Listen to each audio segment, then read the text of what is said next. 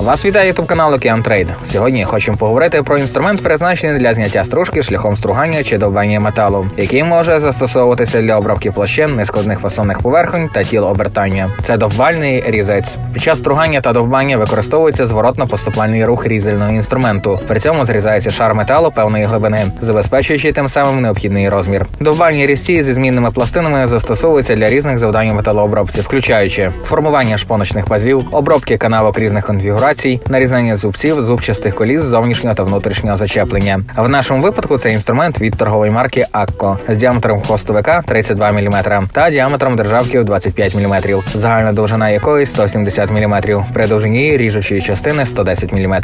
Пластини до цього різця теж від бренду Акко B42, які, як ми бачимо, можуть бути представлені у різних розмірах. Придбати цей товар ви можете на нашому сайті ocean.biz.ua. А ще наші фахівці готові надати вам консультацію та допомогу у виборі оптимального інструменту для вашої роботи за вказаними номерами. Доставку робимо в будь-який куточок України. З нами швидко, надійно та якісно.